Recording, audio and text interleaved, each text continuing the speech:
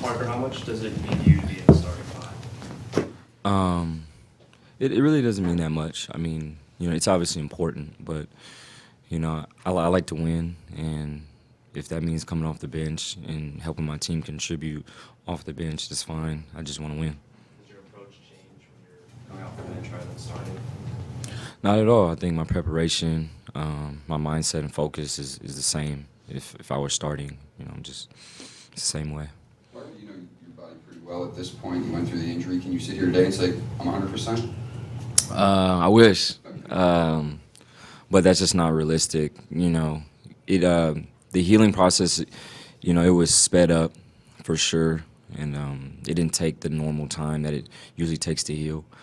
And with that, there's still some pain and some stuff that that I can do, but it's getting close to 100%, and it'll take a little bit more time. Parker, I went to Penn, but I think you have more Penn gear than I do. How much did you consider going there? Was that part of the mix a couple years ago? Not really. I didn't have the brains like my brother to even get into Penn, and they didn't really recruit me. But I've been up there so many times watching my brother play in the Palestra, and it's a great atmosphere. It's a great gym, but no intent on going there at any time. Talking about starting, what was it like for you to sit there the other night? Colorado's jumping ahead, 10-1 or something, and you're not out there. Is that for you? You kind of been living that. Is that hard, or were you thinking about, okay, when I get in, this is going to happen, or what was going through your mind? Yeah, I mean they jumped on us early, but that happens. That happens in a Pac-12 game. Any team is capable of doing that at any point. And on the bench, you just observe and you try to come in and see, what you can change. But that has no effect. The starters did a good job. It was just a slow start. Talked to one of your old teammates at Loyola who actually coaches at Tucson High now, and he was saying that AAU basketball, especially at Loyola High School, it didn't really help out players. What was just your thoughts on the AAU circuit, and did playing AAU help you out? Yeah, AAU helped me a great deal, just for exposure and getting my name out there. Not that high school basketball didn't do that, but I think AAU is a little bit more better for that issue, and I think that's where all the coaches got to see me play. With the live period and stuff like that. So, it really helps. I mean, do you feel like because like a player like you who's a point guard, you facilitator, do you feel like a lot of players going to AAU and it's just an individual game rather than working on team game? It can be at times. But I think, everyone, there's a place for everyone, and that's how I felt, going into AAU and, what I can do and what my position is. I feel like the things I do, there would be a place for me. I think the coaches that saw me during AAU really took notice of that. Parker, a lot of coaches, like Sean, they'll downplay some rivalry games just for the simple fact there's a lot of games. That's a coach. As a player, how do you get involved emotionally, personally, in an ASU game, in a rivalry game? I think it's just the coaches do a good job of preparing us each and every day for every game the same way. So, we know that rivalry games hold more weight than others. But, when your preparation and the way you work hard each day and your routine never changes, it's just another game. And I think that's how we're approaching it. You've kind of grown up here with Tucson the last 2.5 seasons. What do you think is different about him this year? I just think his confidence. We always had confidence in him as a player and the way he can score down low, and his defense has improved. But I just think his confidence, just his overall aura, just out on the court, it's shining this year. And he's playing really well, and he's one of our leaders. He's been around a while, and we need him to play well. A lot of you guys are active on social media. Did you particularly, were you able to see Bobby Hurley's comments about coming down to Tucson and getting a win in the state of Arizona? If anybody wants to come to Arizona and get a win? Yeah, we all saw it.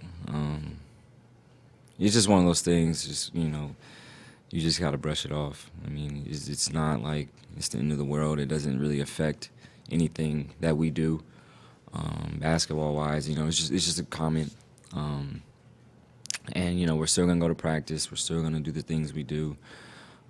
But, yeah, we saw it. We took notice to it, and we'll be ready to go on Thursday. What's Coach Miller like in a locker room? Is he that kind of passionate? Is he more clinical when he talks to you guys, tries to motivate you?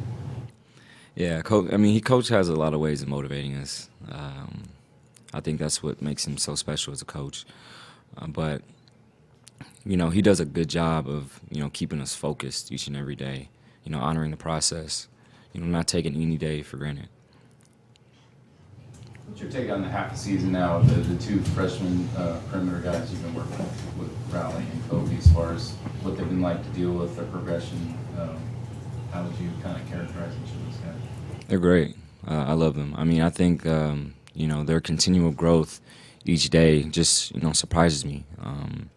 Not like I wouldn't think they could do that, but just how they bought in, you know, to Coach's plan. And, you know, it's hard coming in as a freshman, you know, and playing at this level, you know, just with everything that's going on. And, you know, they've done a good job of just staying focused and, you know, playing hard and listening and learning and growing.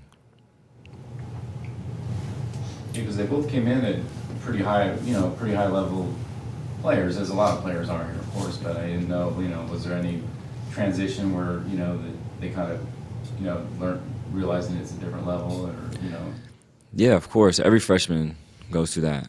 You know, a couple years ago when I came in with Stanley, you know, he went through that, and, you know, so on and so forth. So, you know, every freshman has that wall, and, you know, you break it, and then, you know, you really show your true self and how you really can play. And, you know, I think, you know, they're going through that right now.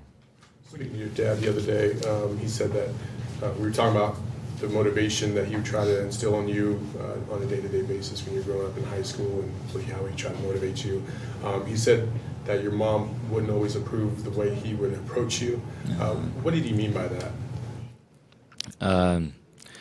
You know, my dad's passionate. He's a passionate guy.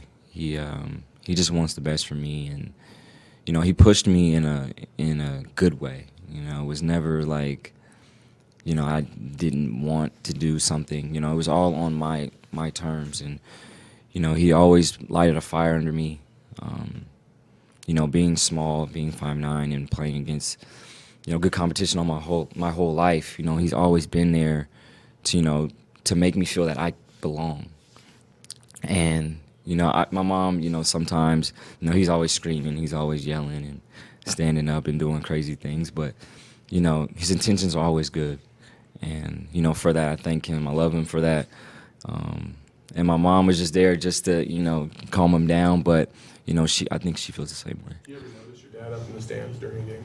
Yeah, I mean, it's hard not to. I mean, yeah. It seems like your dad predicted this like almost every game. I mean, is that ever hard to work it out, or, you know, work-wise? Yeah, I mean, I don't know how they do it. They just, like, you know, they're just happy parents, supportive parents, just trying to see me play. And, you know, to this day, it's surreal playing at this level. You know, I don't take it for granted. And, you know, they love coming to the games. So. Anything else for Parker? Well, just to elaborate on the two freshmen again. Well, how would you describe them personality-wise, Kobe and Raleigh? Are they different in any ways, or, you know, just hanging out with them on or off? Yeah, I mean, they're different. I mean, Kobe's a little bit, you know, he's the funnier guy. You know, he's always laughing, kind of dancing around all the time. And, you know, Raleigh's a little bit more quiet. It took him a while to come out of his shell, but, you know, I think everyone gets along really well. The chemistry's great, and the freshmen coming in have been a good part of making everyone gel together and come together. Is Raleigh shy? No, Roller's not shy at all. No. Yeah, he's not shy. I think you got a question, if I remember right, your freshman year, but like this time of year, January, when you came in as a freshman, did it get tiring at all? You kind of hit any kind of, you talk about a wall early, but is there anything mid-season wise, especially when it's your first year through, or you find it's not, maybe it's all the same? Yeah, and mentally, you know, as a freshman, you just hit a wall. It's just, you know, with school and practice and mandatory study hall and study table, it can be a lot. But, you know, there's no time, you know, to really think about that. You just got to keep going, keep pushing. Thank you.